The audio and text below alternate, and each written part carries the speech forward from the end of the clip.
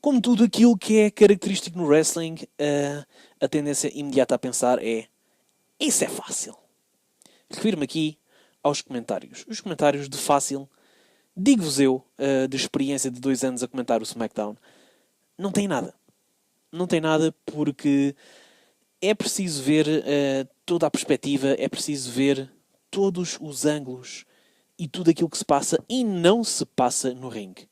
Comentar desde as manobras e sabê-las de cor, na ponta da língua. Comentar tudo aquilo que é preciso de um ponto de vista de história e de um ponto de vista psicológico, as motivações do personagem, o que é que leva o personagem a fazer aquilo que faz, o que é que leva o personagem a não fazer certas coisas que talvez devesse fazer e tentarmos entender por meio disso e ao mesmo tempo não quebrar a história. Tentar seguir a história, tentar metermos como se lá estivéssemos dentro. E, acima de tudo, tentar comunicar para o público novo e velho aquilo que se passa, novo e antigo aquilo que se passa, para que toda a gente esteja dentro do mesmo barco. Não é fácil estar a comentar sabendo que temos ainda que promover o próximo especial, o novo merchandise, a nova característica do site da respectiva empresa, neste caso da WWE, relativa ao SmackDown. Há uma arte dos comentários que ultrapassa em larga escala aquilo que nós pensamos que é fácil. Uma das conversas mais interessantes que eu tive com uma pessoa, e interessante, digo aqui com alguma abertura, foi a pessoa justamente dizer-me que sim, que isso é fácil, isso qualquer um faz.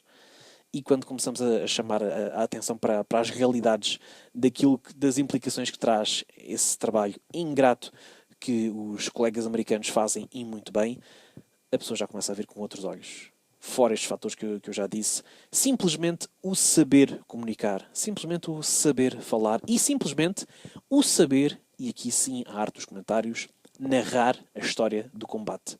Perceber o porquê de cada manobra, perceber o porquê da psicologia daquilo que lá está.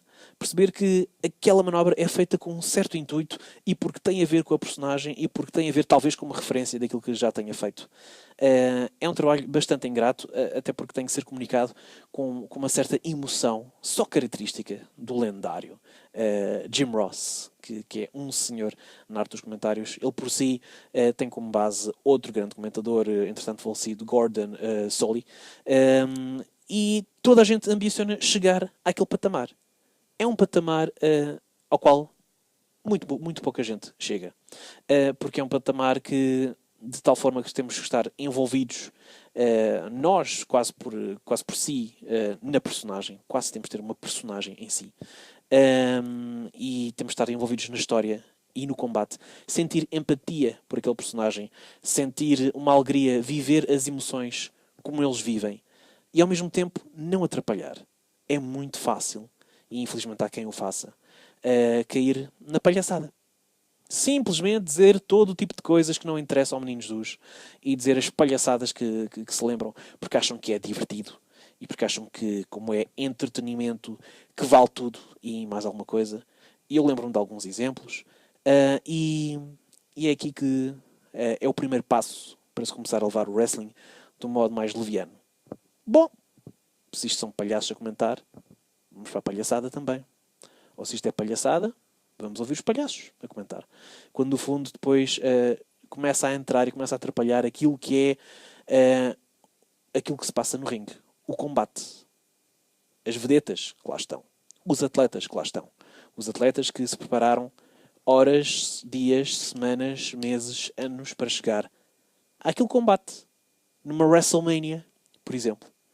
Em que ali é tudo. É aquilo que pode marcar no maior espetáculo, no maior panteão do ano e no maior panteão da indústria, pode marcar aquilo que é um momento de carreira e pode marcar a sua mais-valia, o seu valor.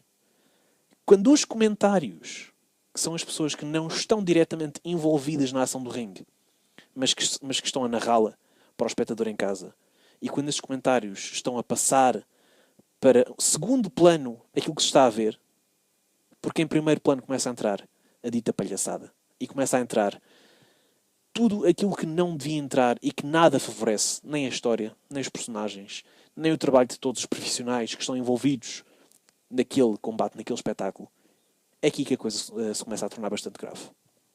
E, portanto, também é daquelas coisas que vale a pena pensar que quando se ouve os comentadores, há realmente todo um trabalho.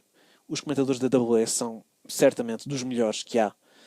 E são os comentadores que fazem um trabalho intensivo, dias, horas, antes do espetáculo, minutos antes do espetáculo, a rever o alinhamento, a ter nos auriculares indicações, e às vezes bastante severas, em relação àquilo que está a acontecer, àquilo que devem dizer, àquilo que não devem dizer, como vender, como apresentar melhor um personagem, como apresentar melhor aquele atleta, é uma autêntica ciência. Muito poucos o fazem bem. E, portanto, aqueles que fazem realmente dá outra emoção. Basta ver, por exemplo, um Undertaker contra um Shawn Michaels numa WrestleMania, comentado por um Jim Ross. Ver isso e ver outro produto qualquer, noutra situação qualquer, e ver a emoção que daqueles dois exímios atletas já sai um excelente combate, como também daquele exímio comentador sai um excelente comentador. É o narrador perfeito para aquela história. Se aquilo fosse um filme, tínhamos a banda sonora perfeita. Se fosse um livro, tínhamos a descrição perfeita. É fechar os olhos e imaginar o combate a acontecer enquanto está a acontecer. É esse o nível de perícia e de qualidade que os grandes comentadores têm.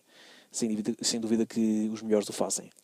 Portanto, é mais um aspecto a considerar. Para além do puzzle de inúmeros elementos que compõem aquilo que é wrestling, os comentadores fazem, sem dúvida, uma parte muito, muito grande disso. E não se distraindo muito do combate, tentem, de vez em quando, prestar alguma atenção. Aqueles senhores, 2 ou 3, que estão atrás da mesa, estão fora do ringue, estão a comentar atentamente aquilo que se passa no ringue. Vale a pena ver e ouvir, acima de tudo, a banda sonora com que eles nos brindam e o trabalho com que eles nos prestam, porque é a diferença que faz. Desliguem o volume à televisão e depois voltem a ligar. E depois voltamos a falar.